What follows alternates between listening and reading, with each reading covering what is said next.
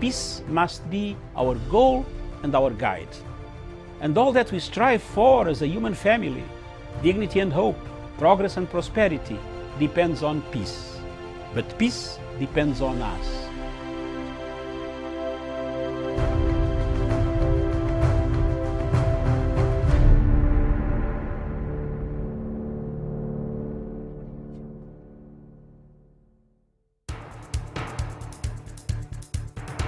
It is ridiculous and it is against the laws of nature that we can have somebody sitting pretty who takes home more money than the credible entrepreneur who is doing actual production of goods and services. We always say it as it is. It is only in this country that when a thief is arrested, you hear elders from their tribe saying, he is our son and he is our thief. If you are deviant Yes. and I call you leader, probably you are already a leader, but you are leading in the wrong direction. We want to see the role of the youth Yeah. in the security, Yes. governance, Yes. and development. The youth that I meet and work with here, you know, we call them the millennials and X's and Y's, this and that. They don't necessarily want to live like their fathers and grandfathers, Yes. do business like their fathers and grandfathers. They're more independent, they're better educated, and they're the ones that are making everything move in this region. We look at the issues, we talk about issues that impact people's lives in Africa. The African peoples themselves continue to cheer bad leaders, and because they cheer them on, they continue to be misled. Let me ask you, doctor, would you rather be somebody who does not enjoy so much freedom but you are rich? Yes. Or you'd rather be poor who you are actually imprisoned by the poverty itself? My goal is not to come here and say, I want the majority ownership, I want to own this, I want to own that, I want to do this. My goal is we all make money and we're all happy, and I help build a big business here.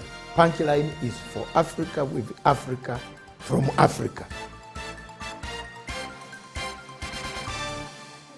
Mungu twaomba uilinde Jumuiya Afrika Mashariki, tuwezeshe kuishi kwa amani, tutimize na malengo yetu, Jumuiya yetu sote tuilinde.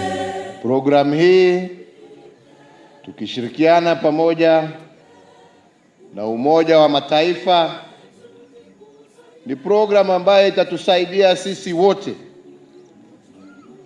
kuhakikisha ya kwamba tuko na amani, wananchi wetu wanaishi pamoja, na pia kutuwezesha kufanya maendeleo. Ile msingi ya amani, maji, mnaona yameanza kuleta matunda. Wakati mlikubali kurudisha bunduki, watu wamezaa watoto wamekuwa bila kuwa chakula ya risasi. Uzalendo pia mshikamano viwe msingi wa umoja wetu, na tulinde uhuru na amani. Tunataka tuhakikishe ya kwamba tumeondoa hii mipaka ambaye sio yetu, tuweze kupata haya maendeleo ambaye itajumuisha watu wetu pamoja, na tuhakikishe ya kwamba hii mipaka haitakuwa mipaka tena ya vita, itakuwa mipaka ya amani, maendeleo na utajiri.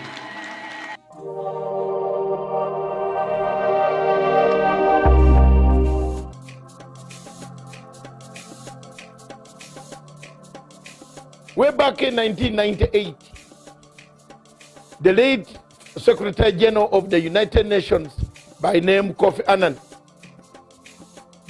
thought of an idea, brought an idea of saying the only way to bring world order where crimes committed that are not punishable in local courts, local countries, regional courts could be taken to an international crimes court.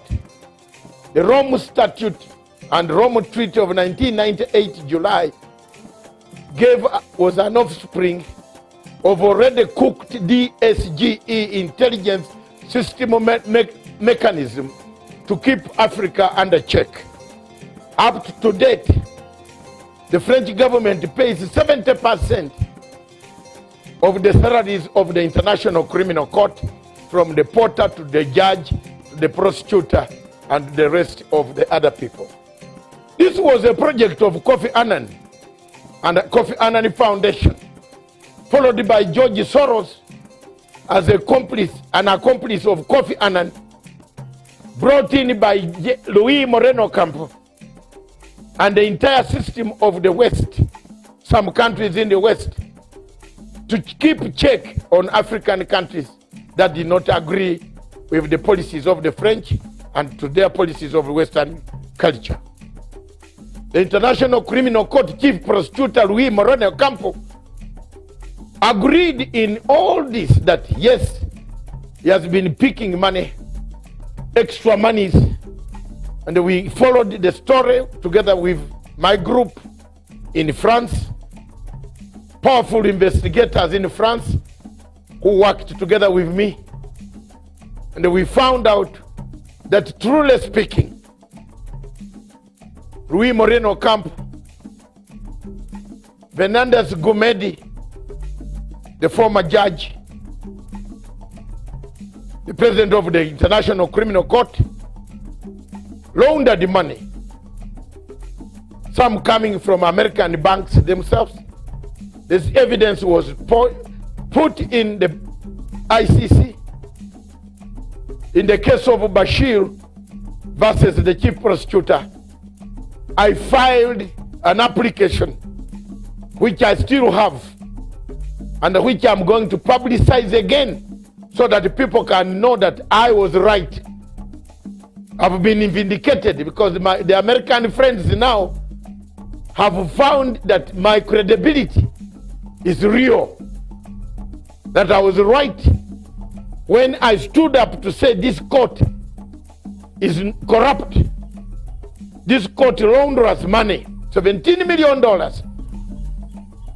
of United States money, laundered through Bahamas, through New York banks, back to Ocampo's personal assistant, by then called Fernandez Gumedi Silvia, who later on rose to the ranks of becoming the president of International Criminal Court. It has taken us time, energy, effort, resources to investigate the corruption scandal that have rocked the International Criminal Court. Why should African countries continue to be in the ICC? Yet even the superpowers like America are saying no, we have enough courts to try our own people. Viewers, it has taken Americans over 20 years to listen to our voices when we told Rainburger in Nairobi that this court is a corrupt court.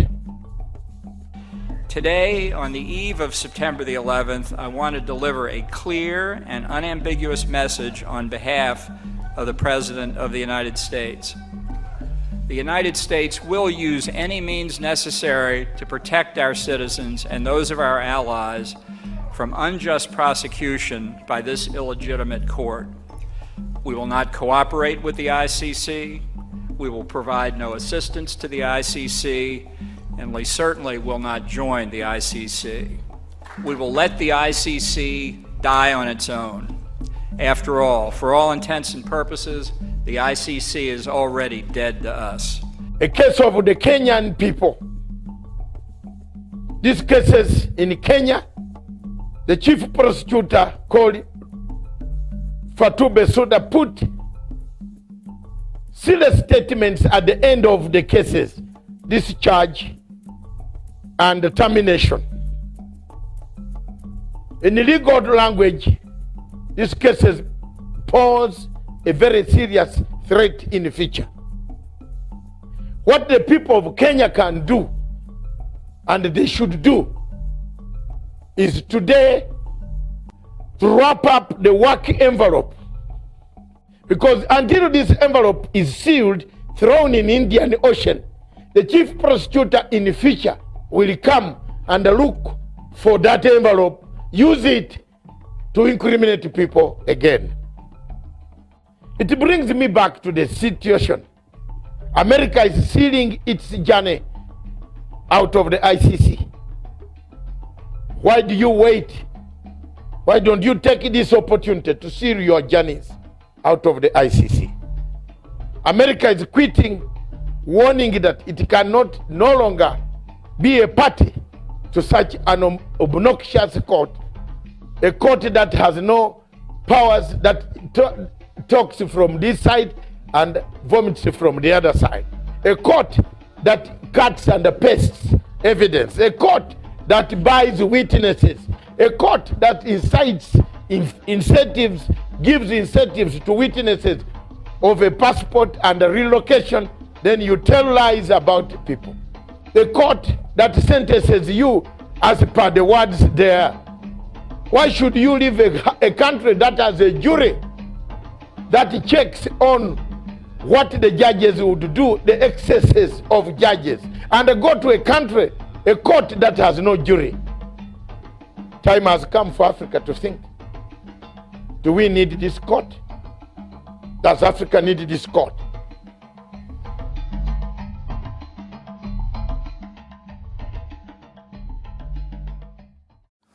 In the fight against corruption, it has been demonstrated throughout the world that unless you sustain the war, and it is a war, remember that there are individuals, not only in Nigeria, but throughout the world, who suckle from the breasts of corruption.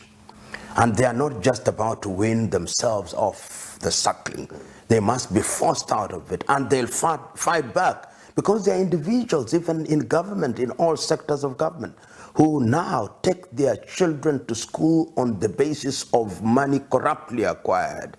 They live in houses that are corruptly acquired. They do everything on the basis of things that are acquired through corruption. So when you want to stop it, they are going to kill you. They are going to ensure that you are neutralized. These are the people that you are fighting against, because these are individuals whose conscience is dead, and they are going to do anything on earth to prevent you. In fact, when one chooses to fight corruption, one must remember that he or she can't be eliminated at all times. And what President Buhari, and indeed any other president in the world, must do is to recruit the population. If the population has been wedded to the idea that corruption is a bad thing, then that is the beginning of the success of that battle. When I see, for example, your former Minister for Petroleum being investigated in the United Kingdom without being a sadist, I'm very happy. Because if you look at the wealth that he is alleged to have accumulated, that is unexplained wealth. Even if he lived for 1,000 years, she would never make that kind of money. James Sibori, who was prosecuted, convicted, and served sentence in the United Kingdom. What lacks in Africa is punishment. Impunity is alive and well in Africa. And we, the electorate, as I say times without number, are in the business of celebrating thieves. We must stop. Yesterday, Barrister Farana said it very well, that we camouflage theft by giving them nice English names: money laundering, fraud, embezzlement, and all those veneers that make them look as if it is some kind of nice game. Let us call these men and women by the right name. They are thieves, stealing on an industrial scale. They are murderers. And once we begin to call them like that, and they have a mark of Cain upon their forehead, and we shun them, has it been done in African countries? Yes, it has been done. And I keep on repeating, in countries such as Tanzania, they are being dealt with. In Rwanda, they are being dealt with. In Mauritius, they are being dealt with. In Botswana, they are being dealt with. Once you begin to deal with them, then the others who may want to behave like them will begin to take the cue.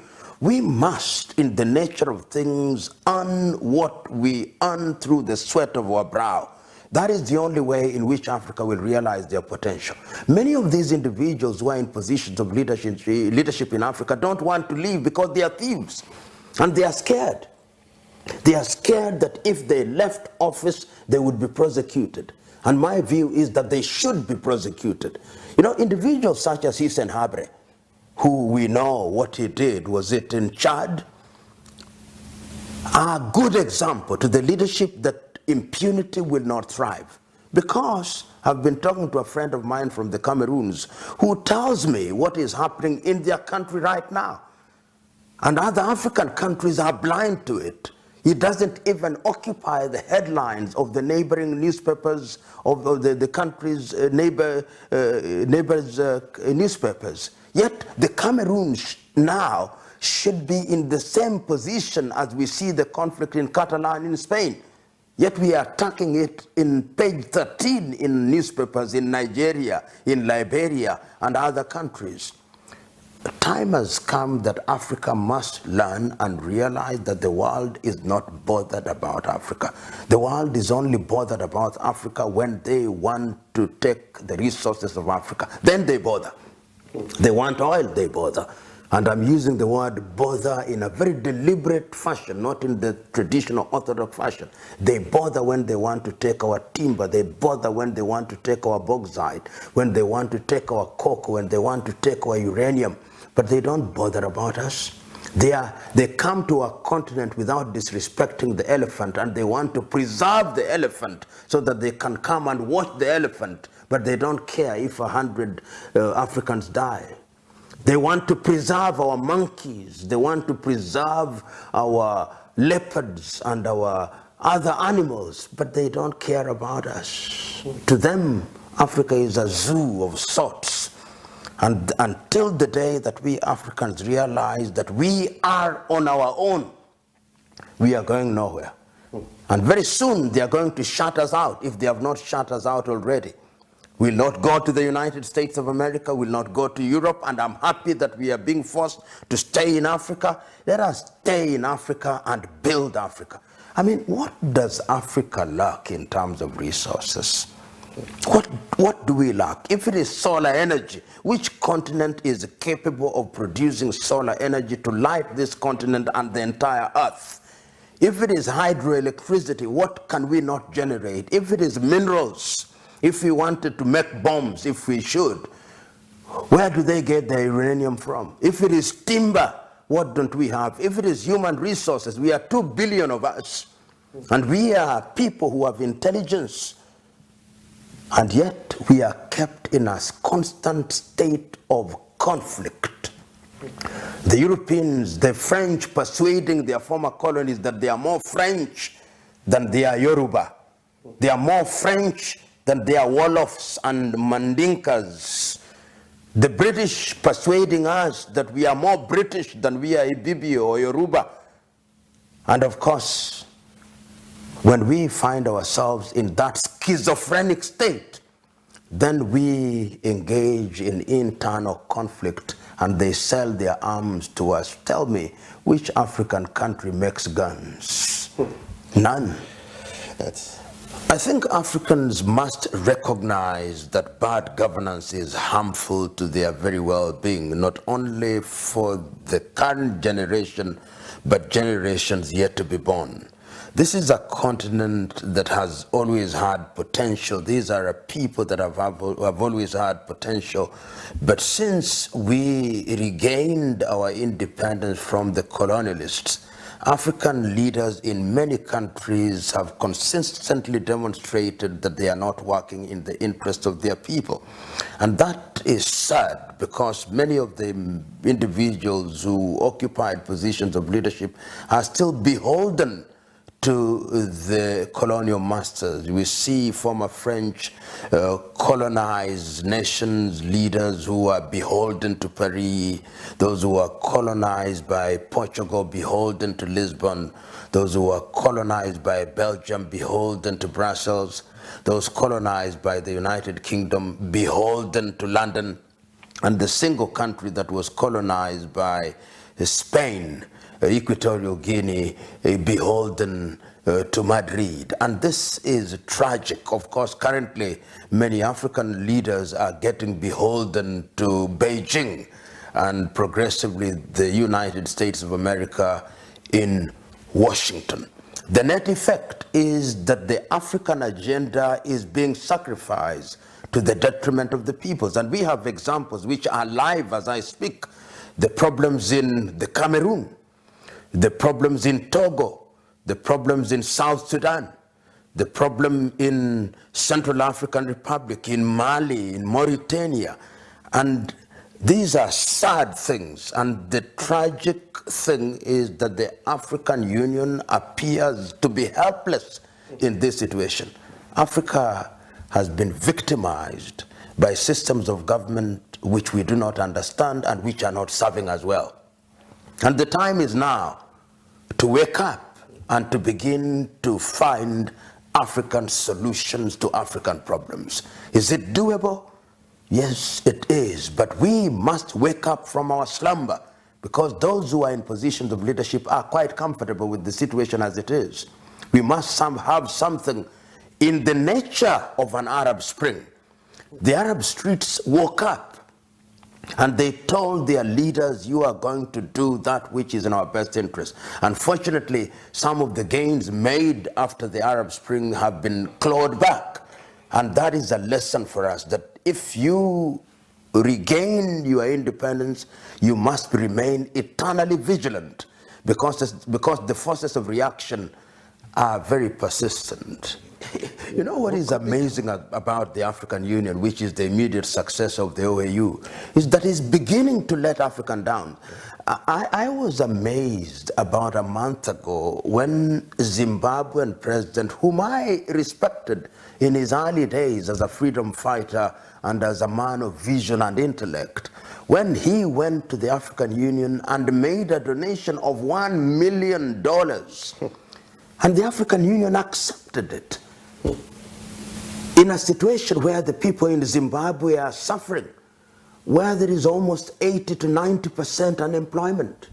And the reason why the African Union has become, as you rightly say, a toothless bulldog is because there are no leaders who are true crusaders for the agenda of the African Union in the manner that we had in the early days, when we had Nkrumah, when we had Nyerere, when we had Haile Selassie, when we had Gamal Abdel Nasser. Today, in a very perverted concept of non-interference in the affairs of other nations, and in a perverted understanding of the idea of sovereignty, people are not their brothers and sisters' keepers, so that we know that there is a festering wound in South Sudan, and we are doing nothing about it. We know there is a festering wound in the Cameroons, and we are doing nothing about it. A festering wound in Togo, and we are doing nothing about it. And even when the leaders congregate in Addis Ababa for their annual jamboree, they don't discuss these problems. Right now, I would have thought that there should be an extraordinary session of the African Union to discuss a number of things, to discuss the countries which are in trouble, and I'm mentioning them ad nauseum, to ask the question, what is the problem in the Central African Republic? How can it be resolved? What is the problem in Togo, in Gambia, in the Cameroons, and in many other countries, so that we have African solutions to African problems? Because what we'll see very shortly is that the UN will sit down and send a peacekeeping force. And when there is no peace to be kept, and they send peacekeeping forces, when, in a manner of speaking, the horse will have bolted away. So the African Union is very disappointing. When Dr. Mahamat was appointed as the chairman of the commission, I thought that this was a new person that would come with new energy to replace Nkosana and Lamini Zuma. But what I see is lethargy. What I see is lack of enthusiasm. What I see is lack of direction. What I see is continued pain. I was amazed about a month ago, if I'm not wrong, when the international community asked the African Union to nominate a country to sit in the Security Council, and they nominated the Democratic Republic of Congo. How can you possibly nominate the Democratic Republic of Congo, whose president has refused to hold election, whose country is generating refugees, whose government is controlling Kinshasa only in real terms, and where there is conflict everywhere, and where the resources are being taken away by the Chinese, the Malaysians, and the Belgians, and other rogue individuals from Europe and America, and you nominate such a person? You nominate a hyena to sit in an assembly which is judging how goats should be preserved? It is a tragedy of gigantic proportion, and we consistently do this in Africa, and we think is normal. Africa has now normalized the absurd, and we think that sense is what we do, yet it is nonsense. And unfortunately, many of us who are not in positions of influence, our younger generation particularly, think that this does not matter. This matters. If you look at the history of revolutions, it was always the young people. As early as 1908 in Turkey, it is the young people who came up to rise up against the dictatorial regime. We remember even during the Bolshevik Revolution, it was the young people. We remember during the civil rights movement led by Martin Luther King Jr. and Ralph Abernathy, among others, it was young people. In 1968 in France, when there was a problem, initially in 1958 and 1968, it was young people. We remember in Tiananmen Square, it was young people. We remember in Korea in 1908, it was the young people. In South Africa, in the Sharpeville massacre in 1969, it was the young people. In Soweto in 1976, it was the young people. In the Arab world, it's the young people. But our young people in Africa today are imprisoned by Arsenal and Manchester United and Barcelona and Real Madrid, and our young girls are imprisoned by cheap South American soap operas and Beyonce Knowles. How can that be? How can a continent be so accursed that our young people have no sense of our history, no sense of our presence, no sense of our future? No wonder the Chinese are conquering us by the day. And we are wondering. John F. Kennedy said in 1960, a society whose young men and women are in a constant state of slumber will never realize our potential. Our young people must wake up. It is only the day that they wake up that they will be able to send a clear message to those in positions of leadership that you cannot continue to misgovern us. I look forward to those days. I have mentioned President Muhammadu Buhari fondly in a number of forums, but remember that President Muhammadu Buhari came into office and has been unwell, and therefore he is not performing at full throttle because of sickness. And you must remember that when the captain is unwell, even if there is another captain who replaces him, the ship does not move with the steadiness that it deserves. Remember that the president of the Federal Republic of Nigeria inherited a system that was rotten to the core. Rotten because of corruption. In fact, he campaigned and won the elections on the promise that he would fight misgovernance and corruption. And I have no doubt in my mind that those who are corrupt, when he is away and unwell in the United Kingdom, they celebrate, say, this is our turn. They fight back, so that there is a sense in which he needs support. It is not lost on me that his vice president of Zimbabwe has tried to support. But when you are in an acting capacity, there is a limit beyond which you cannot go, lest your president think that you are beginning to undermine him. I wish your president Godspeed in recovery, and also that he institutionalizes and ensures that his agenda is bought by the others. There must be a buy-in.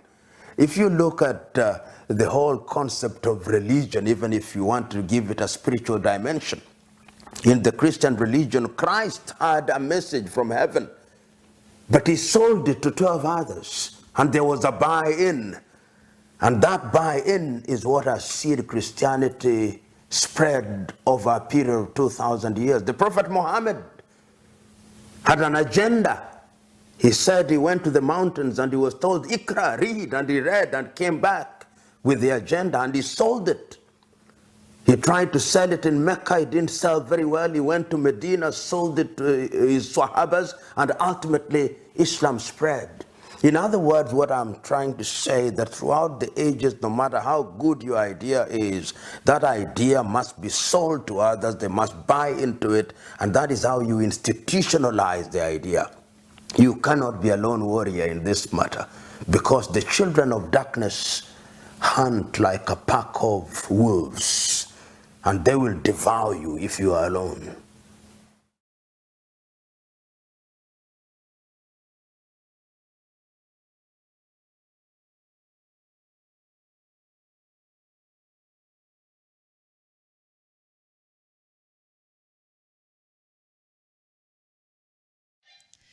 A very good afternoon to you, and thank you so much for joining us. We have to apologize we were unable to have our morning show, the Good Morning Africa show. We were working on some things, but now we're back here with my opinion. Dr. Matango will be joining me in a short while. But first, I wanted us to just see what's making news across Africa, and I'll be looking at the stories about Africa on the local dailies, and also some here that I have prepared. But before we just came on air, think about an hour and a half ago, there are new reports in regards to development of the burial of the former Zimbabwean President Robert Mugabe. Remember, until earlier this morning, there was a stalemate between the family and the government, because the family had said, according to the later Mugabe's wishes, dying wishes, he wanted to be buried back to his village, where anybody who participated in the coup that saw him removed from power in 2017 were not able to attend his burial or participate in preparations for the burial. And so it was a stalemate, and the government, of course, through President Mnangagwa, had insisted that they're going to bury their first president. Remember his contribution to that country. Whichever way you look at Robert Mugabe, the history and the foundations that he helped lay for Zimbabwe cannot be wished away.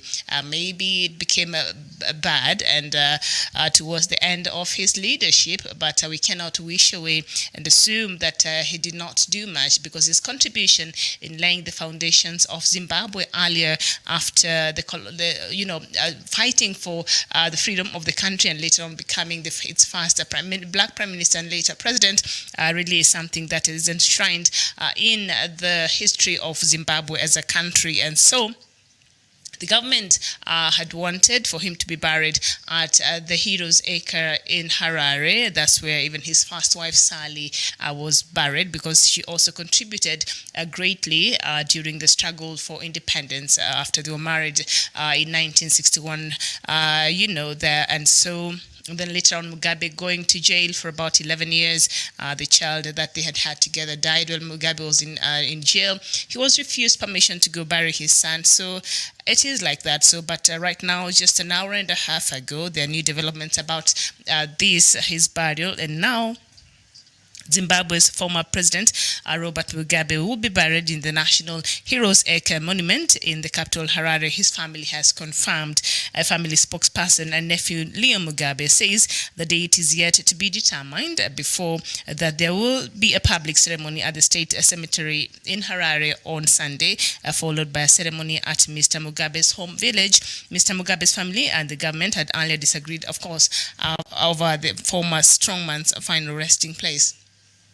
So what angered the family from the reports that we've been getting online is that the government did not consult with the family while they were making these burial and funeral arrangements. And so they said, no, how is it that the government is the one who is issuing these statements and the family has not been consulted? And so yesterday, in a move that was seen to be like President Mnangagwa was doing a damage control actually visited, the First Lady's place where Mugabe was lying in his mansion there. The house is called Blue Roof or something, a very beautiful mansion in the outskirts of Zimbabwe.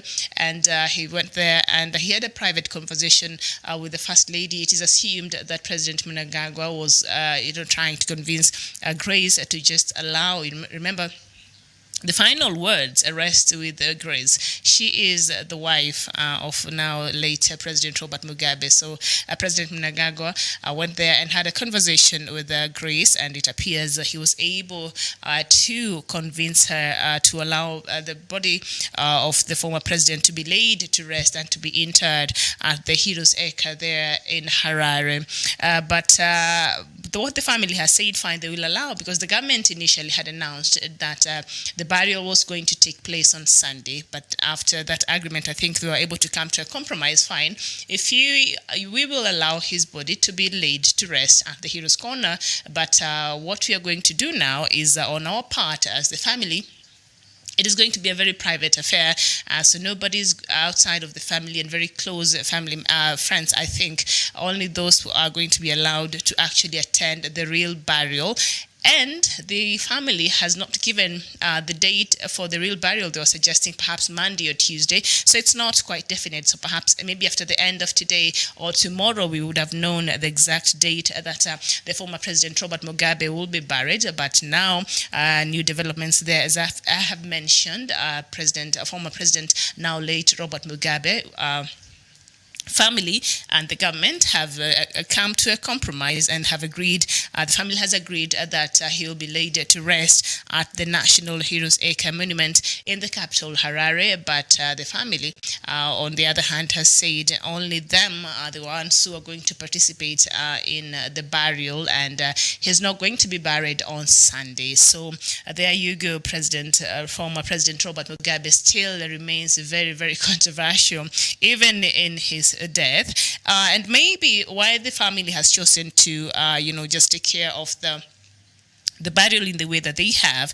Maybe they are now honoring partly the partial wishes of President Mugabe. I hear he said when his last dying wishes, he said that the people who participated in his removal from office in 2017, he did not want them to even actively participate in his funeral or his burial. So maybe that's why I don't know if President Mnangagwa will be allowed to attend the real burial. But maybe that in line with that, them insisting on that, maybe they are just going with the wishes of Mugabe not to have these people attend his burial. So, but they have agreed that he will be buried at the Heroes Acre Monument in the capital, Harare. And so we'll just look at that very, very quickly. And that, of course, statement was given by the family spokesperson, Leo Mugabe. And it's just yesterday I was watching a statement that was given also by Leo's brother, who is on asylum in South Africa. And he was saying, I was shocked to hear through an interview by the South African Broadcasting Corporation there in South Africa. He was saying that actually President Robert Mugabe, he went to Singapore in April From the initial reports, indicated that he went there to seek for medical treatment in April. But from the interview his nephew there in South Africa was giving, he said, no, actually President Mugabe went to seek for asylum in Singapore because he felt as if the government was starting to harass him. And I said, wow. Really, but as we were having a conversation here about it last night, I brought it up, and Dr. Matanga said, I don't think that could be true. So we don't know about that. But as it is now, he will not be buried on Sunday. But what is definite and has been agreed on between the government and the family is that he will surely be buried at the Heroes Acre there in Harare, which is the capital, next to his first wife, Sally, who they had one child with, but died while Mugabe was in jail. Mugabe was jailed for 11 years, and so the baby died, and Sally, I think, sought asylum at that time in the UK after that. So she was buried there because she contributed a lot in Zimbabwe, especially in the days and the struggle for their independence. So she was recognized as a Mai, and that means a mother figure there in Zimbabwe. So she's respected like that. And there were rumors, of course, that Mugabe had started, cheating on his wife, Sally, with Grace, who was his secretary and is 40 years his junior. And later, in an interview I was watching a few years ago, he actually talked about it, Mugabe, and he said, you know what, I knew what I was doing because I wanted a child. I don't know how old Mugabe was. I did not do the calculations because they got married in 1996 when he was marrying Mugabe, but the wife died in 1992. But then there were rumors of him, President Mugabe, and Grace having an affair already. And I don't know, maybe because the wife died, I was just reading. There has been a report that she died from cancer, but I was just reading a while ago that she died from kidney failure. So I don't know which is which, but she died in 1992. I don't know if they had a problem having other kids because the one they had initially died. And so Mugabe wanted children, and so he said, I knew what I was doing.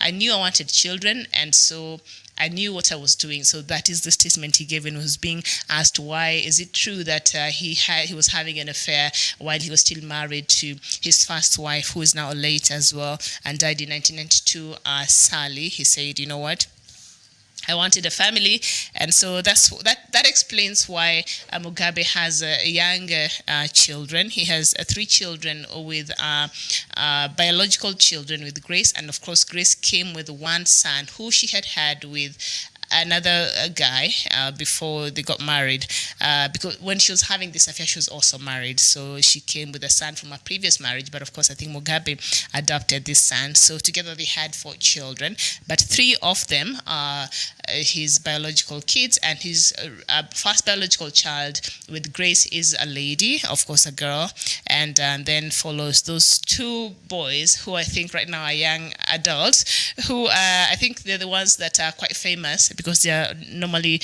all over the news, and they seem to be mommy's boys. Mommy's always looking out for them because they got mommy into trouble. Remember when the mother went to South Africa, was it last in 2017, and she had rented for them an apartment in South Africa, and she went there and she found this girl. She's a model, and Grace just took a cable. Was it an electrical cord? And she really beat this girl, and this girl, of course, went to court and reported Grace, and now Grace cannot go to South Africa because she has to answer. There's a warrant of arrest over her, over those what she did to that model, that lady, and so she cannot go to South Africa. But she found the girl in her son's apartment. I guess they were friends, so they were just hanging out. I don't know, but Grace did not like it, and so she fought the lady. So there has been a lot of things that has been said. I think the one thing that I think has been perhaps infuriating Grace, I don't know any woman if you were in her place, because if you look at the people who understand the history of Zimbabwe and the ones who understand even the relationship and contribution of Mugabe's first wife, Sally, it is said that she was a true representation of a stateswoman, of a mother, of leadership, she was wise and all that embodies a good first lady of a country. And Grace Mugabe is said to be quite the opposite of that. So Sally already set a very high standard and, in regards to being a first lady. So Grace Mugabe, I think a lot of Zimbabweans looked at her as though she failed because she could not fit into the shoes of Sally, and she was constantly being, of course, compared to Sally. And I don't think anybody wants to live like that. People are always comparing you to something else, and sometimes they forget that you are your own person, and you perhaps you're different. So how you do things, how you think, but. Grace, of course, is famously known for her extravagant lifestyle. Oh my goodness, I saw the mansion. It's called the Blue Roof Mansion. It is beautiful, and it had Grace written all over it. When I was watching, I said, you know what, this must be Grace's taste, because, Mugabe is not known to be very pompous. He's quite chilled out gentleman. That is how the world knows him. He's quite a calm, cool, collected guy. But Grace, as she's famously known, Gucci Grace, when I saw that mansion, I said, you know what, this has Grace written all over it. Seems to be her taste, but it's such a beautiful house there, the Blue Roof, where Mugabe has been, his body, of course, was taken there in the night, spending there. And so there we are, and so we're waiting for the family to officially communicate the official day for the burial. But of course, as I've said there earlier, that there has been an agreement between the family and the government that he will be buried at the Heroes' Acre. So let's just look at other news, then we'll come back to that. Of course, as we wait for Dr. Matsanga, he was dealing with some things stuck somewhere, but he said he's coming. So let's just go through this as we wait for him. And so there's something else happening in South Africa, where the hashtag #SandTone shutdown is trending in South Africa as protesters march on Johannesburg's business district to demand that the corporate firms to do more to fight violence against women. There has been growing outrage in South Africa following a number of high-profile rapes. Femicide crime figures released on Thursday show that sexual offences, including rape, had risen by 4.6% of this year. The demonstrators have gathered outside the Johannesburg Stock Exchange in Sandtown as they say corporate businesses in South Africa have long exploited women and black people and need to do more to address the problem. So I think even the protest was continuing a while ago. I was watching it online and I was seeing that it was being covered. So it is continuing there in South Africa. And still on that, South Africa's President Cyril Ramaphosa will not attend the United Nations General Assembly meeting in New York later this month. Instead, he says he will stay in the country to focus on critical domestic issues, including the recent spate of xenophobic violence and the spate of attacks on women. Mr. Ramaphosa decided to remain in South Africa to attend the implementation of the government's urgent measures on gender-based violence, the restoration of order and stability in areas affected by public violence, and to oversee initiatives to turn around the economy. Spokeswoman in his office gave out the statement, and that's just part of that statement. So he will not be attending the UN General Assembly that normally happens every September, I think, every year. And was it yesterday I was watching the last speech and Mugabe made at the AU when he was the AU chairperson, and he was handing over the reins to Chad, I think, President Idris, and that was in 2016, was it? Yeah, and was it 2016 I think, and he was saying that we're tired as Africans.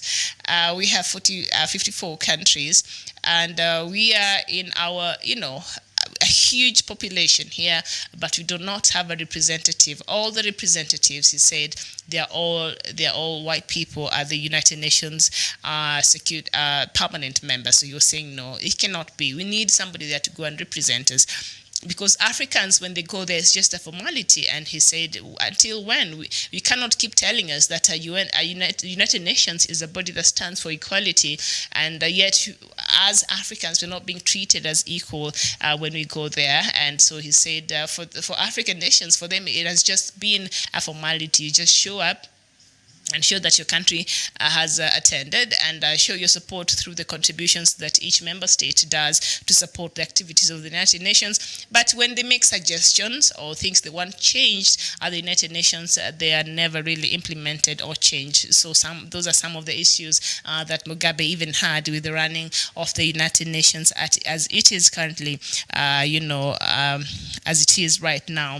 So Cyril Ramaphosa there has said he will not be attending the UN General Assembly meeting in New York because he feels as though there is a lot that needs to be done in Kenya, not in Kenya, but in South Africa, and he's there, and so he will not be going because there, as I have read the first news item there has been an increase in rape on women there in South Africa, and it is increasingly becoming very unsafe for the women there. So there has been protest that has been going on. Today's Friday, I think from Tuesday, there has been protest there going on in South Africa. So it has caught the attention of, no, actually it started, was it last week during the World Economic Forum on Wednesday, and they went marching into the conference place where the conference was taking place, and President Cyril Ramaphosa had to come out and address the protesters who are protesting against the same. So I think it has continued, and he sees this as a very urgent matter. Of course, among other things, that including xenophobia that he needs to address in South Africa. And Kenya's government has banned foreign nationals living within Kenya from adopting children with immediate effect until new regulations are put in place. This comes after media reports indicated that ambiguity in the adoption process might be fueling the business of human trafficking. And in 2014, the government banned the adoption of Kenyan children by foreigners living outside the country. We've seen a lot of reports. There's another investigative piece that was taking place that aired in one of the local television stations here in Kenya, and it was quite heartbreaking to see kids who had been adopted by foreigners and were being abused, sexually molested. It was just, I could not even bring myself to watch it. So the government there is taking very tough measures when it comes to adoption, and right now it has said that it has banned all foreign nationals living within Kenya or outside Kenya from adopting children with immediate effect until regulations and laws and structures are put in place that are able to protect these vulnerable children, because as it is now, the law surrounding adoption is quite ambiguous. And we move to Libya, where the United Nations Security Council has extended the mandate of the support mission in Libya by a year in an effort to assist the country's severely damaged political transition to try and deliver a ceasefire. It comes after the United Nations envoy to Libya, Ghassan Salame, warned that the country was on the verge of descending into all-out war that could lead to its possible permanent division. Now, this is the part that really, every time I talk about this story, that it just confuses me. The United Nations Security Council has extended the mandate to have its soldiers there to support mission in Libya there by a year because the country is not stable enough, and they're trying to make sure that the severely damaged political transition is corrected and deliver a ceasefire. But how can the United Nations see that this happens when some of the members that are, including France, the one that sits in the United Nations Permanent Security Council, is a permanent member there. And France has been mentioned extensively to its contribution and fueling of this war.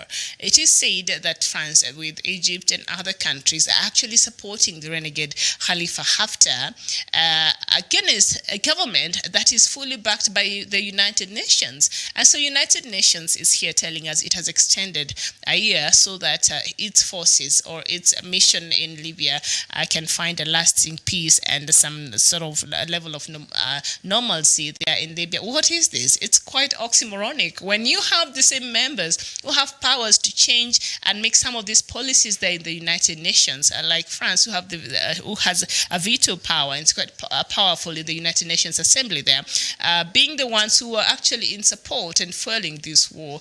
Like, what are we even doing? I'm sure when it comes to next year again, they're going to have another extension, because as the way things are, I don't know. I don't see a ceasefire. And so I don't know why other countries have not brought it up and, with France and taken it with France. Only Libya, only in Europe, it's only Italy who have come out to speak against French and what it's doing in Libya in terms of fueling the war that is going on in Libya. But other nations there have been very, very quiet and have not been very active in condemning the role of France in Libya. So what I will do now, I'll just take a very short break, and then when we come back, Dr. Matanga will be joining me, and now we can look at other topics that we have in store for you. Please don't go too far. My opinion will be right back. Mungu twaomba uilinde Jumuiya Afrika Mashariki, tuwezeshe kuishi kwa amani, tutimize na malengo yetu, Jumuiya yetu sote tuilinde. Programu hii tukishirikiana pamoja na Umoja wa Mataifa ni programu ambayo itatusaidia sisi wote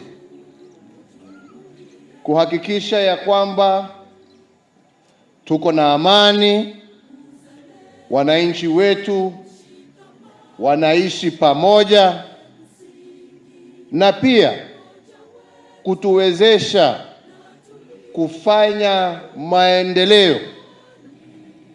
Ile msingi ya amani, maji,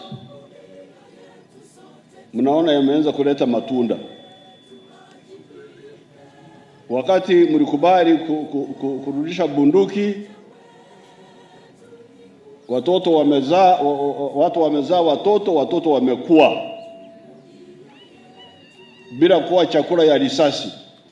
Uzalendo pia mshikamano viwe msingi wa umoja wetu, na tulinde uhuru na amani. Tunataka tuhakikishe ya kwamba tumeondoa hii mipaka ambaye sio yetu, tuweze kupata haya maendeleo ambaye itajumuisha watu wetu pamoja, na tuhakikishe ya kwamba hii mipaka haitakuwa mipaka tena ya vita, itakuwa mipaka ya amani, maendeleo na utajiri.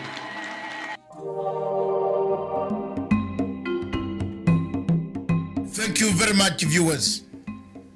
One of the problems, the obstacles that Kenya faces emanates from structural challenges, obstacles. From 2012, I have been singing in this country, telling people that Kenya faces structural obstacles, challenges that make it difficult, duplicate the jobs. For example, the structures of civil service, the structures of the workforce of the government is overburdened with wage bill. The product of the structures or obstacles of structural challenges bring about wage bill. The ballooning wage bill is as a result of duplicity of much of what we do. For example, you find two PSs in one ministry running and doing the same job. We find ballooned ministries doing the same job. Yet a lean government would have solved the same problem and cost little money. Welcome back, and thank you, of course, for keeping it here. So, as I mentioned before we went for the break, Dr. Masanga is here, and he's now joining us. Good afternoon, Doctor. Good afternoon. How are you? I'm good, Karibu. Thank you very much for holding the fort. Yes. I am myself right here now, and with me, let's now get on the business of today, of my opinion. It can now be our opinion. But let's use it as it is at the show label is my opinion. We shall be looking at Kenya.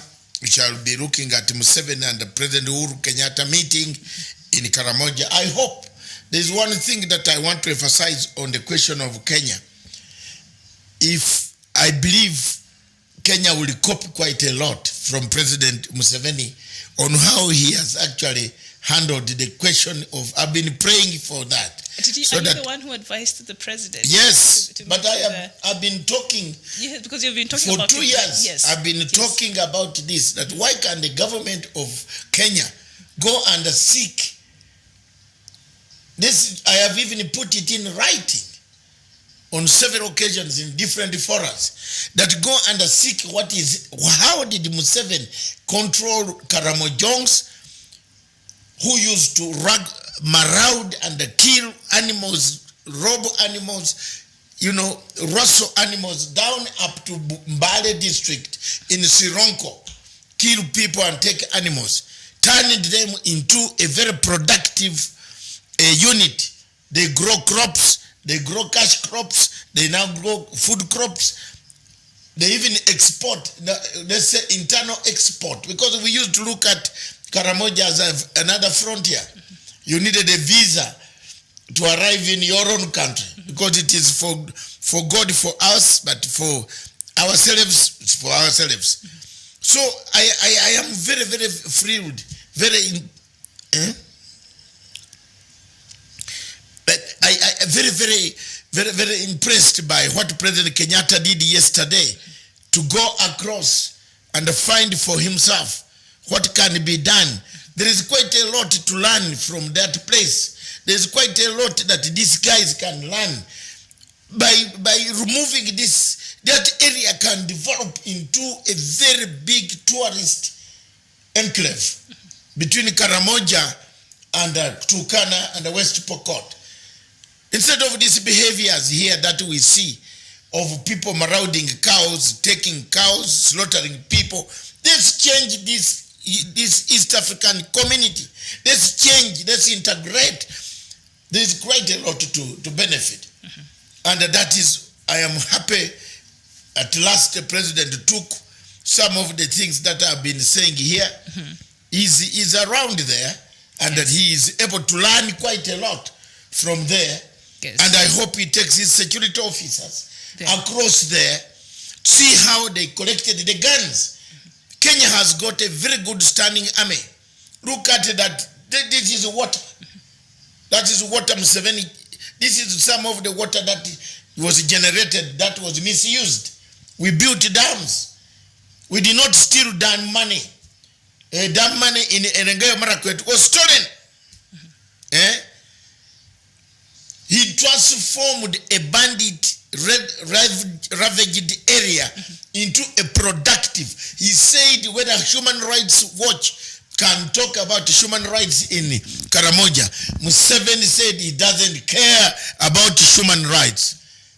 He doesn't. And indeed later on now, human rights groups are the first one to praise the outcome. The outcome. Yes. Karamojongs are now peaceful. Look at the dress. Look at the smartness of our Ugandan beauty.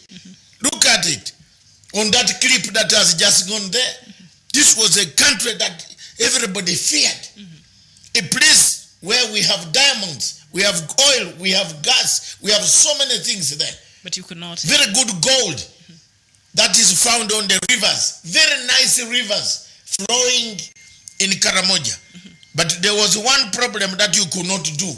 You could not take them out of Karamoja without being shot by bandits. Like what is happening in Turkana and Pokot. Exactly. These areas of Turkana, Pokot, and the Kapedo Triangle, Baringo, and so on, we need to deploy Museveni tactics. The government should put a final deadline. Return the guns. What Museveni did in Karamoja was he sent in the army. If you are in Manyata, all of you go and stay away from your Manyata and start telling us. He did both. He combined intelligence, human intelligence, and military intelligence, and the military. And force. And the force. Yes. If you don't tell us everything about your Manyata, about the guns, where they dug, people used to, they had dug like 200 guns.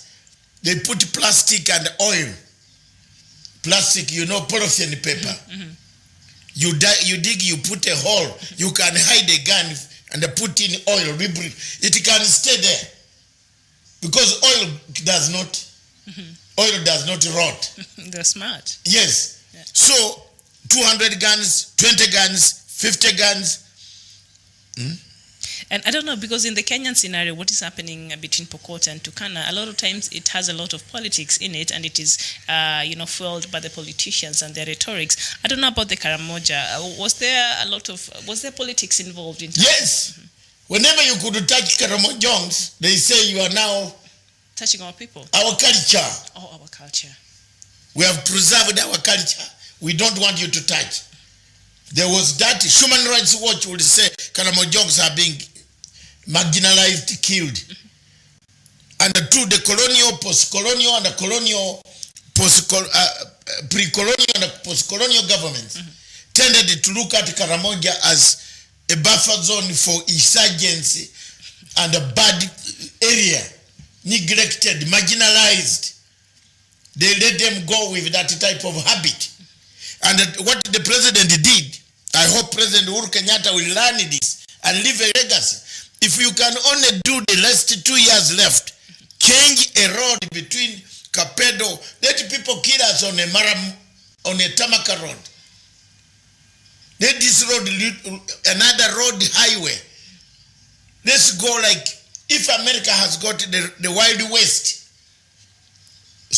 let's also have the Wild Northeastern, where you can drive and eat your chocolates, picnic on the sides, relaxing, looking at the rivers, the valleys, looking at the water, putting your legs in the water, remove the guns, send in the army, and tell them we are coming village by village.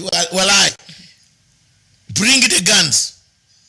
You see, I've told you, if you gave Museveni Somalia alone, Somalia will not be there. All these terrorists will be in water. And the good ones will be the ones that will remain. And that's it. That's why at times I give Museveni credit. And many people hate me. They hate me because I speak the truth. They hated me when I said Mugabe was right. Now today everybody is packing his goods, is going to Mugabe. Why do you go to bury him? Let Mezanga only go. Let me only be the one to bury him, because I liked him when he was hated by these guys. Yes. You have seen the articles in the Telegraph. I read the headlines and I was like, wow. Describing me as the Mugabe's mouthpiece, you saw. And even just another one, I think they did today. I was reading from the Sun and the Telegram. Yes. The Telegraph. It's the headlines there about Mugabe is something else. So if they could do that to a dead man, what about me, who endured the insult in Great Britain? Actually, and the Great Britain had cut off relationship with a man, and here one single-handedly guy, no ambassador could speak because no ambassador was allowed. I could go and speak until the Foreign and the Commonwealth Office turned me into a messenger to say, now, I think if you call anything on Zimbabwe, call his man. Because they could do nothing. I could stand up and speak in conferences where Morgan Changarai could go to Britain to ask for sanctions to come. Anyway, we shall reach on Mugabe, the burial of the comrade Gabriel Mugabe. But the question of first, you were talking about CBK. The deadline is running. Yes. We have very few days left. And the situation is that those who laundered money and the money launderers are many. Some want to use it, some are buying equipment, some are buying material, but you where they are buying, you are being dumped money. You have, remember, you have only 17 days to return the money. To return that money. And get the new currency. Towards 29th, don't accept any old note. Because banks, you know, as usual, Kenyans are now waiting. Last minute. Then you'll see queues outside the banks. You know, we have very dangerous people in Africa. Ourselves. We are very dangerous.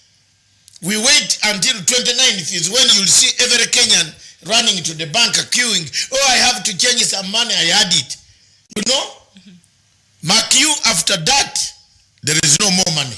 There's no money, and of course the Central Bank of Kenya, that the CBK, has ruled out any extensions of the demonetization deadline set for October 1st. So when you go there and your time has run out, there will not be an extension of time for these orders to be returned. Yes, so run there right now. And if someone is buying a house from you in cash, don't take it. Take the banker's check. Let him go and explain it to you where he got the money and is buying your house cash. Because people are now conning people who don't know. He says, I have plenty of money, I will buy your house cash. Please, in the villages there, you must listen. Kenya money, the 1,000 notes, 500 notes, they are going away. Don't have them if you have only 17 days to do the job. Let's play the tape of Mr. Museveni and President Uhuru Kenyatta. Yes. The visit. Let's play it. It brings the memories of what I said. I said, copy the Uganda style. Control the Turkana, the Pokots, the Baringo people.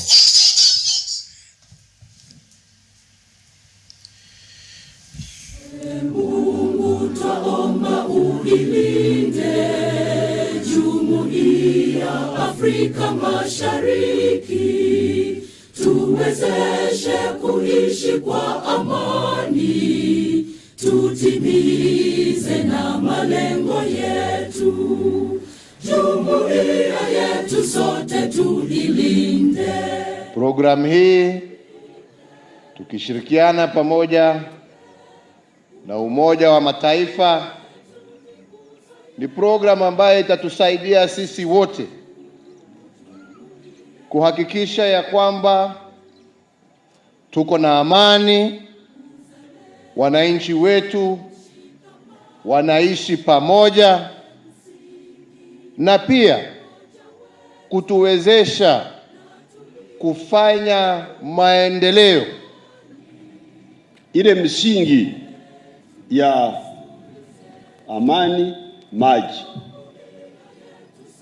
mnaona yameanza kuleta matunda. Wakati mlikubali kurudisha bunduki, watu wamezaa watoto wamekuwa bila kuwa chakula ya risasi.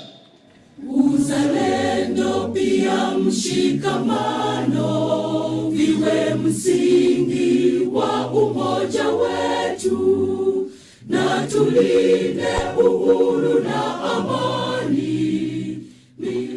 Tunataka tuhakikishe ya kwamba tumeondoa hii mipaka ambaye sio yetu, tuweze kupata haya maendeleo ambaye itajumuisha watu wetu pamoja, na tuhakikishe ya kwamba hii mipaka haitakuwa mipaka tena ya vita, itakuwa mipaka ya amani, maendeleo na utajiri.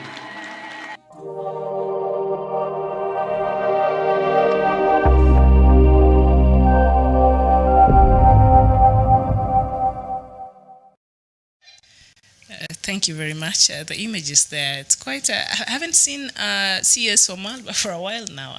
He's been busy, I see that. He's mushroomed from somewhere. That one we can call it mushrooming.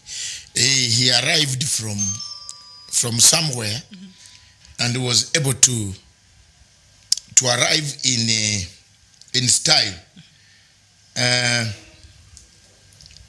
But basically, what we are talking about is the Uganda-Kenya relationship or cross-border peace and development. There is quite a lot that we can do as neighbors, as friends, as relatives, as all the people who are in one community. One community of the people is on a border. The border, those people you see used not to wear cloth. But today they are wearing cloth, very good cloth. Look at that. They used not to. They used to walk naked. Halfway they just get leaves and whatever it is. You see? But Museveni is a very good man on security. The Human Rights Watch censored him on the question of Karamoja. Another thing that President Museveni did in Karamoja was to put a trusted person. Mr. President Uhuru Kenyatta, if you are doing this thing for the people of Pokot, don't put there a thief who will steal the money. For the dams. President Museveni put the wife in Karamoja. So if there was anything that goes wrong, you and in the house, like you and me now, if something goes wrong in this room here where we are broadcasting, is you and me. I ask you, my friend, why were the books missing? Yes. So President Museveni got a credit there. He put somebody trusted in Karamoja. And she delivered. And that she delivered. We must thank His High Excellency, the First Lady of Uganda, for having tirelessly shifted. She left all the good things in State House and she went to sit in Karamoja. It can be done. But Mr. President of Kenya, don't put a thief. Look at the way these thieves stole the money of the dams. Look, honestly, playing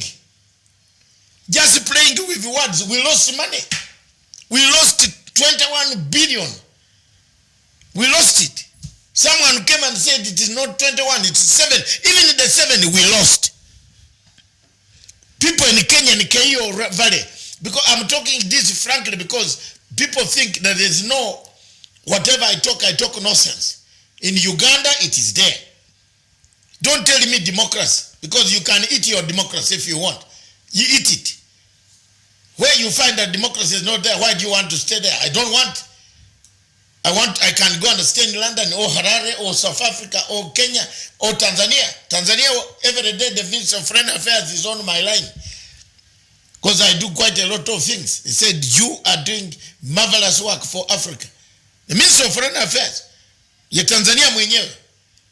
Because people see the truth, you talk the truth. The president should not put a thief in that area. Masquerading as statesman, yet they are thieves. Look, the money for Keio Dam, Ero and Kemero, it went. 29. Mutu alikula. And in fact, they sat down in a hotel and divided the money. Ate it. It's finished.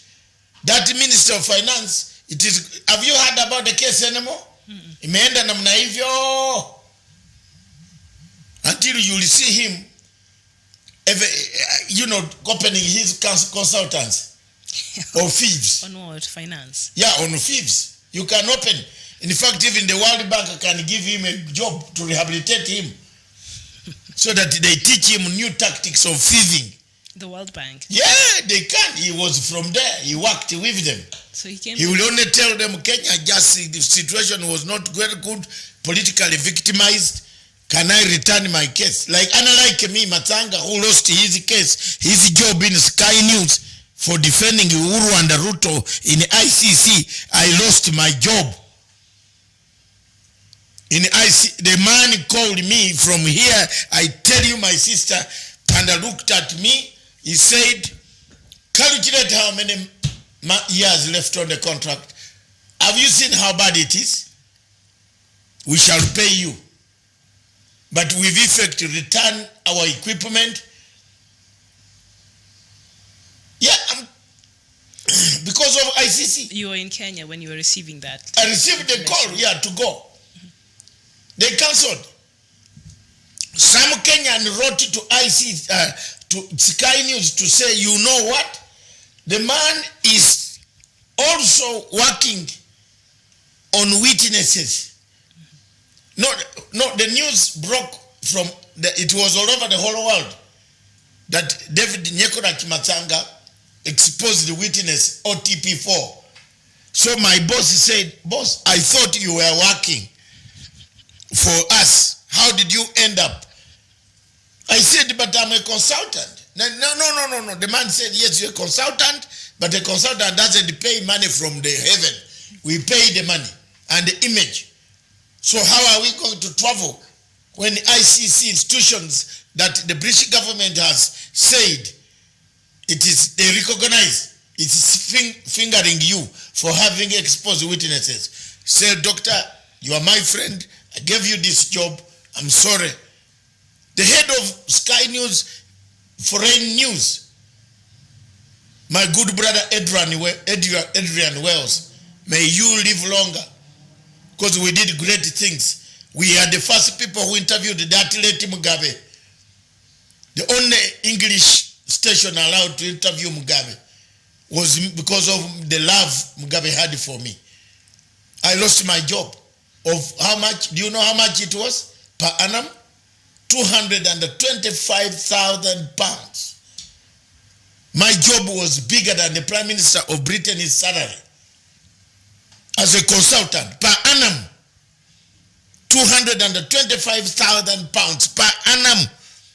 Divide by yourself. You can see how much it is. Plus a budget of 500, £500,000 with business class travel tickets, 5-star hotel living. That's why I have cut my age to this level. I can propose if there was a proposer. You're taken. We agreed. We agreed, don't disclose these things public here. So we lost. So let the president, this is a good thing.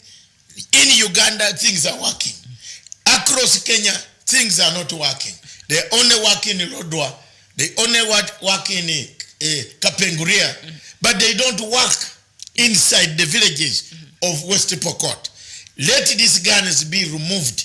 Let these bandits be removed. You tell me, do you know one of the things that has made me very, very shocked? Meat is the most expensive thing in the world. But meat in Kenya, in Sagret Hotel, is the cheapest.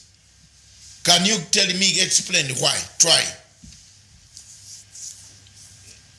They get a lot of animals. Stolen animals. Oh, the stolen cows. Stolen cows, stolen animals. The meat price in Kenya is the lowest. It is. In Africa. It's affordable. If you go to Sagret and you want to eat meat, in fact, you don't need much money. The meat that they sell you in Sagret, ribs, for 2,400. In London, it could fake about 500 pounds. You get the point? And our meat is direct, nice meat. Not frozen, not done. It's there. Fresh. Because they will just take a portion and that sell that is 25, 30, 75. So there is a restaurant where you enter. The cover charge alone is £200. Before you even touch a Coca-Cola, cover charge is £200. The meat they bring, they do, you might think the food is very small, as big as Matanga, like as we enter the. But try to eat the meat. By the end, halfway, it is full here. But the price later on is 100. We went with some people where a plate of meat, of food, a plate lunch was 1,750 pounds per person. We were 7 people. I felt like crying tears when I saw this guy pay the bill. We went in what we call men's club. Men's club, but it allows only women also to come with their husbands. We came from Nairobi, most of us. And we paid. They paid that money, and I said, no. This money I wish you gave me. Right? So these are some of the things that we must look at. I don't know what Mr. Somebody has said. James Pio, I think they just, I think one of our viewers here, I think from South Sudan, they just wanted to know an update about the visit, remember, yes, and we'll talk about it. And of Riek Machar. So they've been having a conversation there. A conversation. Don't worry, our opinion is that the peace is going to hold, but it must be, more money must be given to Salva Kiir and the committee that is and IGAD in order to sustain the peace. And I told you, I was right. I told you that as soon as Riek Machar hears a tribunal, Riek will be in town. Do you now agree with me? Shake my hand. Yes. And of course, Sudan's new Prime Minister Abdallah Hamdok flew to South Sudan yesterday on a 2-day visit to cement a new plan for peace talks with many of the rebel groups fighting against the government, brokered the previous Sudan's southern neighbor. So he was there. He went to South Sudan yesterday and he met. And of course, the two Sudans currently have female foreign ministers. Both of the Sudans have decided they want female foreign ministers and who were leading these talks. They follow Kenya. Yeah, Kenya has a foreign minister. Yes, we also have a female foreign minister. Yes, so it's they drew, of course, they outlined a roadmap for peace talks at a meeting hosted in South Sudan, Juba's capital, of course, for the last 2 or 3 days from Monday. And so it's a good development. At least you're seeing something is being done. And it's just on Wednesday the two leaders came out and assured the world that they were going to meet the deadline that is in November. So they said they're working towards meeting that deadline. So let's just wish them all the best. And Dominic Faustino got there saying Dr. John Garang, the founder of SPLA with commitment from people, but his son is not him. He is a chameleon son, like the John Garang, who the other time refused to sign the peace deal in September last year because they felt the son. I agree with this viewer. The son is spoiled. He's a spoiled son. Is it finished? Is he the Garang they were talking about? No, the son of Garang, the late. The former Garang. The father was my best friend, one of the few people I knew. I don't want someone who would say Matanga says everybody is a best friend, but it's true. I was a rebel, so being a rebel and a soldier trained, I came across Garang in 1984 in Nairo mansions in Kampala when we gave them, offices under Obote. So I worked with Obote government. I was able to know what they were doing. So when we came to exile in 1985, 86, 87, we met Garang in Runda. There was a house we had in Runda. We met, we worked out modalities. He was staying in Ethiopia, back here, back in Kampala. Museveni took over from us and made Garang a friend, a best friend, because Garang said Bashir was supporting Konyi. That's how now it became complicated. And I also became part of the opposition. And later on I became their chief negotiator of the Uganda, the LRA. So Bashir was supporting Konyi. Yes, he was. That's why Museveni was very uncomfortable with Bashir. With Bashir. He's very happy he can work, but you can't work with those generals. Those generals are Bashir. If you say you are going to take Bashir to the ICC, you have to take all of them. Because they took command, they were part of the army that actually, worked out what happened in Darfur. And therefore, there's quite a lot of things that we can. And James also here. James, thank you for writing to us and engaging with us. He's raising another point here that I don't know how you will respond to this, Doctor. He's saying Dr. Garang was successful because of these two leaders who are now destroying South Sudan. Yes. So they supported him. Garanga's approach, if Garanga lived longer, South Sudan would have not got independence. So he's... Shake my hand. Why? Because it would have remained in Sudan. But South Sudanese are happy that they're no. one country. No. It was a mistake for them. Happy? Listen, yes. It was a mistake for them to leave. They left and immediately they started fighting. Killing each other. So what is the use? It is like now Somalia. One of the things that as we come to Somalia, there I have got a lot. Today I was in the streets of Nairobi. I was stopped by about 6 Somali friends. They said the topics that you have talked are very good. We don't want to be antagonistic. Around Koinange Street, they were coming from this Uganda restaurant. Very many of them, they said, we love your program on Somalia. Because they are saying, we have been brothers for a long time. What is a border? What is this border coming around now? Now. Yes. You look at North Khartoum and Juba. They are exchanging each half. Khartoum has got what? Khartoum has got oil. It's part of Abyei Peninsula was going to bring a third world war. So what they decided is to put it under, in the agreement, we put it under in observers. So the oil that is coming from Abyei is shared. Yeah. Somalia should think of that. There can be oil. Kenya and Somalia, why do we fight? Kenya is already in the oil ministry. It can start also having, both of them can bring equal, we have to resolve this conflict out of this stupidity. That is not a court. I am telling you, for me, when my heart refuses something on international waters, I refuse to Tony Blair. I told Tony Blair, don't tell you are taking Zimbabwe to a wrong direction. Look today. I am the one smiling because Tony Blair cannot pass near Harare to bury Mugabe. He can't tell an African leader when they read and find out it was him. They will not give a contract. It's only Kagame who has not seen the problem.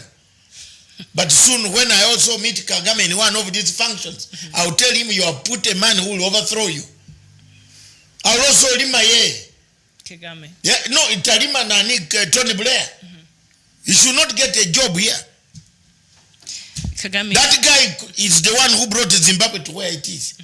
Yes. And the row between, of course, him escalated and it became very personal. And the late former president Mugabe had no love for Tony Blair, and a lot of times he even called him names. And so the latest, doctor, just about 2 hours ago, the family and the government have agreed that Mugabe will be buried at the Heroes. Let's go slowly, Zimbabwe. We are now on Zimbabwe? Yes. Okay, introduce it.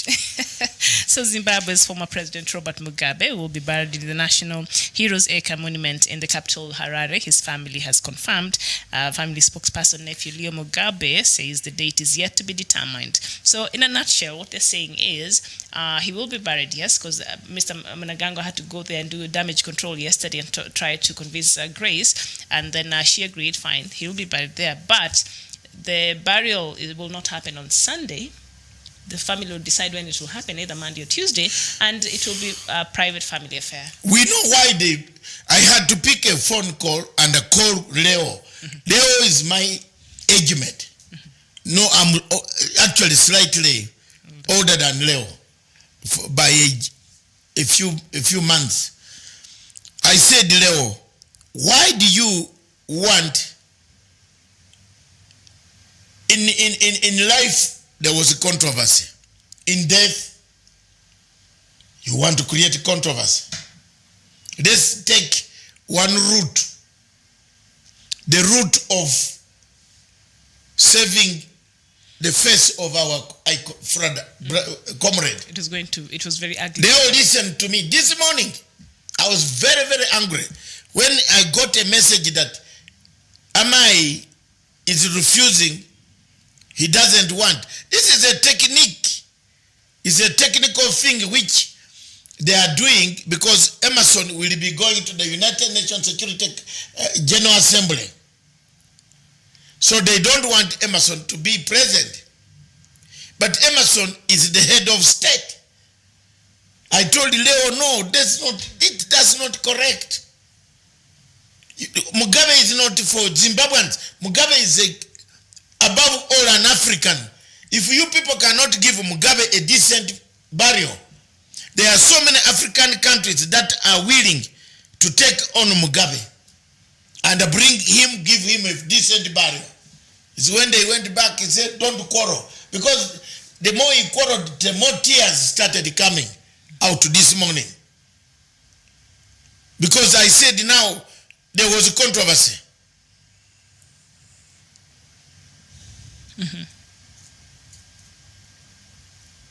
You see?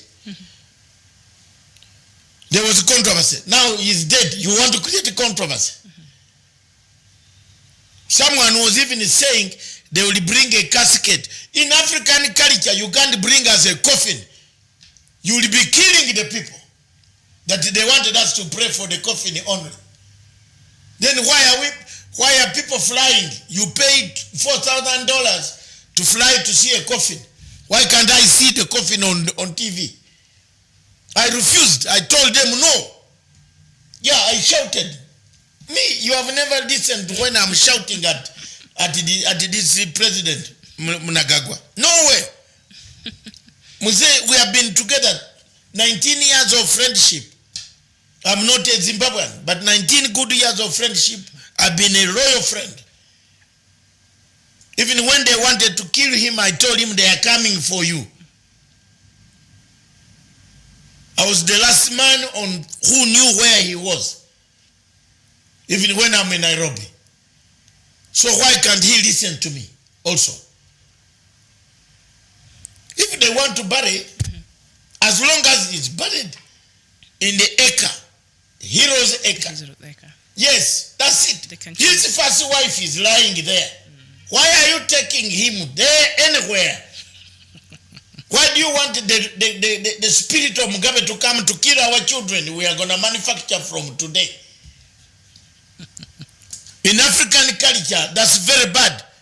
Because people are going to manufacture children and name them. If I had the strength, I could try. I don't know what you think.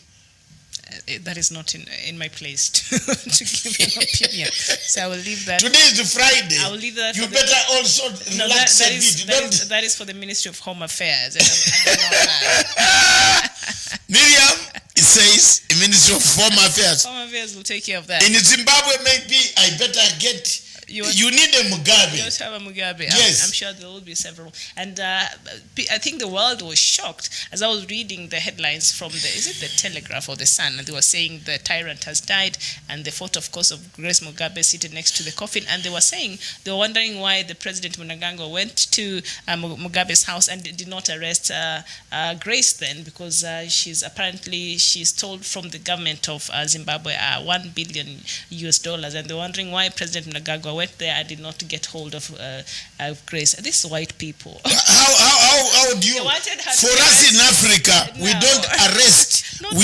We don't talk about people who are dead. We don't incriminate people because of the dead. No. If there are cases, I only talked about. There's a nephew called Zwao. The one in South Africa. In South Africa, who's opening the mouth like a puppet. You are a rebel. You are one of the rebels. You are fugitive against the government of Zimbabwe with Jonathan Moyo Kaskwele and the rest. That's why you can't even go bury them. Yes, they are. They have a problem. So they are the people on social media feeding these British newspapers information. That is Jonathan Moyo. So I sent him a tweet. I said, my friend, Mugabe was your uncle by default. Yes, by not design, by default. Because you don't look like him. I told him, why are you stopping the burial? You know? Then he said, oh, I will block you. Say, block me. I don't like even to hear your voice. You are G40. G40 are very bad people. What does the G40 mean? Generation 40. Those are the people, including the woman.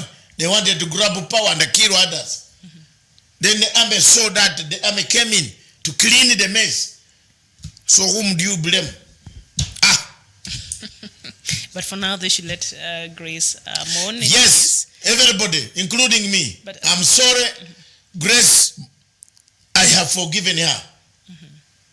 Even President Mnangagwa went then and told her, we have forgiven. Let bygones be ceasefire. He had to assure her. She can now take part after the 40 days. She is now a lady, a Zimbabwean free. She can take part in the politics of Zimbabwe. How do you know? She might resurrect. God has not stopped her from talking, but let her change her behavior. That's it. Gucci Grace, you think she can change?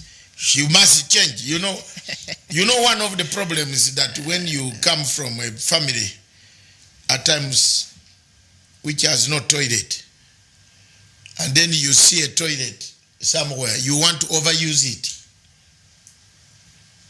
You get overexcited. I've finished. That is a small parable.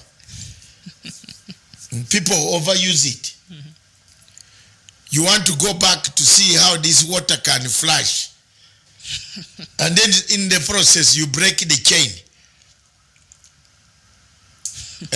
Some of us grew up in houses where those fast things that you say, so if you have grown up in a house of that nature, you wouldn't like to hurt the new toilet format today, which you just put your finger and that's poof, it takes everything. People wonder why in the plane things don't smell. Because there is pressure from out which takes. And that pressure makes everything go down. And even when they take boxes out in London to go and remove them, there's nothing wrong. It's water. Did you know that? Yes. Yeah. I watched that from some documentary. So thank you very much, viewers. What other topic? Somalia. Yes. Thank you very much. Yesterday we had a very good topic on Somalia. Apparently, some people jammed others not to see this. And I've had a lot of telephone calls, WhatsApp, people calling from Mogadishu for us to put that program in order. Fred, you must make sure that that program is running without problems. I don't know what happened yesterday because of our fast. Some people were used to the fast. Then some are saying they did not see them. But it has elicited quite a lot of support. And as a result, I've received very, very, very many informative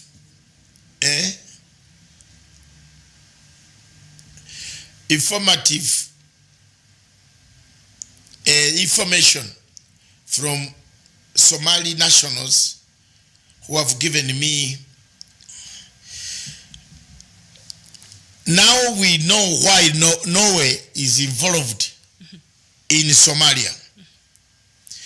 Mr. Hassan Hale, the current Prime Minister, worked as the account director of Norway, Norwegian Refugee Council.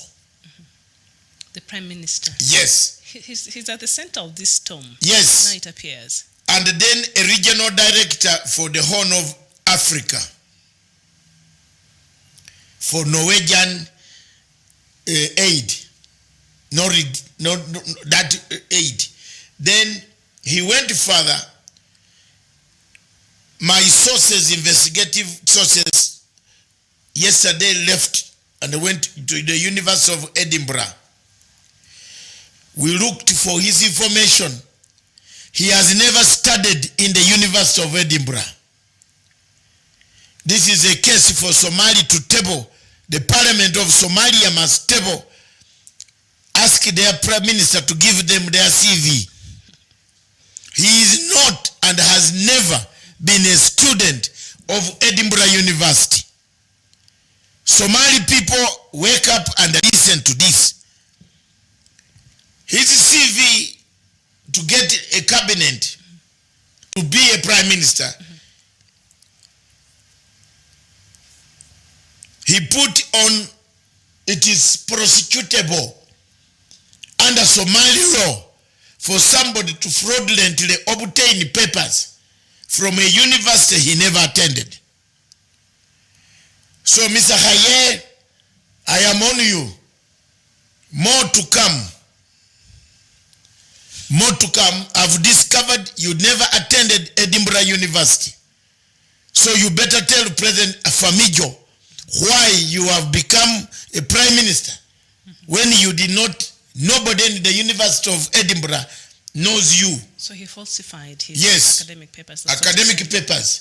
Thank you very much. That's the news. I am on it.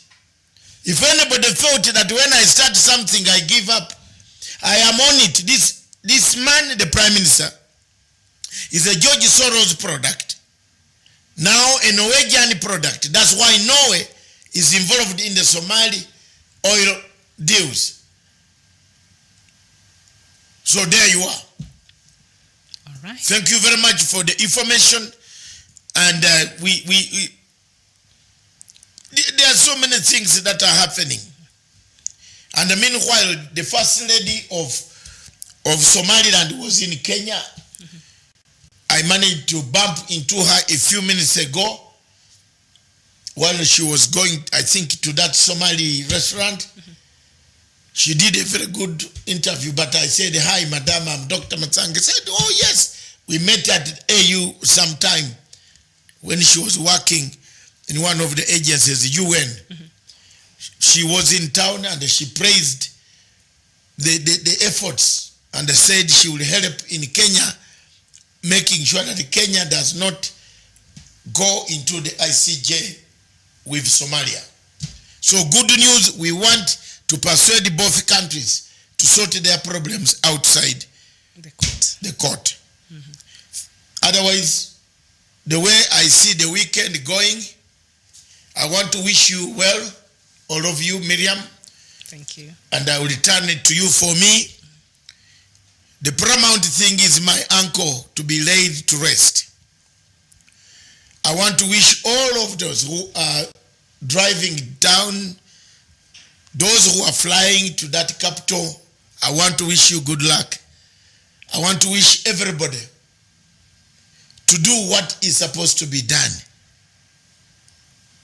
I want to wish the people of Africa to emulate President Mugabe, who has gone almost with nothing. He came out with nothing. When this guy was, his accounts were frozen, he had only 10,000 pounds after 17 years in power. By then, in 1997, 98, 10,000 pounds, a leader of a very powerful economy. I want to ask the family to leave as many people as possible to mourn the icon of the liberation of Africa and Southern Africa. He has gone well done journey towards meeting Nyerere, NASA, Obote, Jomo Kenyatta, Aislasi, Sekutore, Patrice Lumumba, Mandela, Ben Bera, and the rest of those Africa, Milka Bura, Mondoleni. Those are the people slaughtered. Samora Machel, Agustini Neto. Look at Savimbi.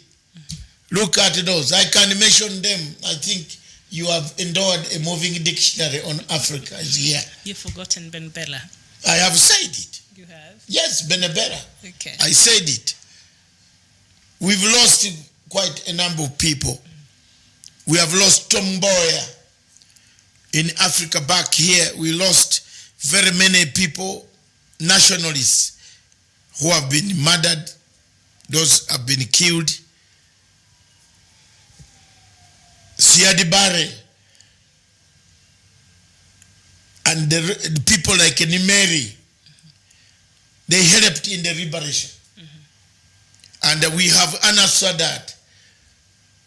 Those who took over from Anna Sadat was one of the most powerful people who took over from Gabriel Nas. He stabilized Egypt.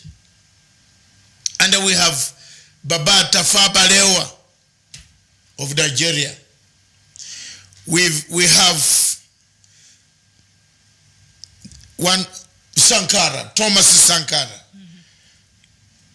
Mugabe joins those great leaders who have stood for Africa. Nkrumah, they have stood for this continent. They have spoken one or two words that has helped to build this continent. I want to thank all of you that God help you over the weekend, keeps you over the weekend. Stay out of trouble. Those driving, don't drink and drive. This show was delayed in the morning because of few technical problems. Struggle for a better Africa, for Africa, with Africa. Now, Miriam, your words before I say the last closing. Africa. Let's not mess the outro. You're going very well. Me, I'll see them in our next broadcast on Monday or Sunday. I don't know. Sunday. See you on Sunday. Miriam will be here Sunday with Africa Showdown. She will enjoy it live from Harare, capital city of Zimbabwe. Wagwan. Thank you. Thank you very much, my dear. We've done it. We've done it. And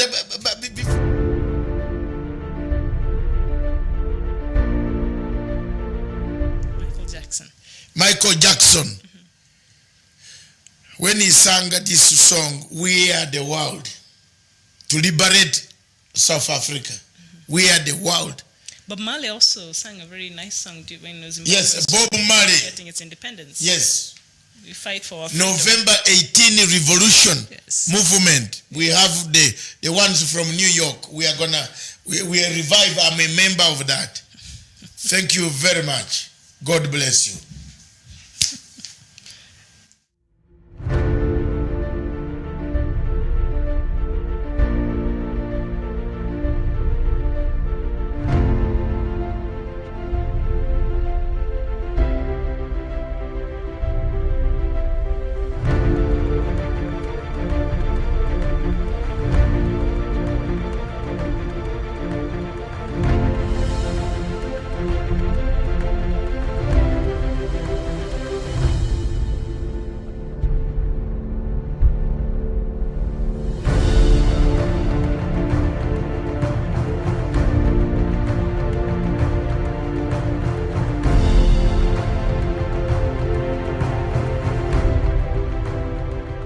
Peace must be our goal and our guide.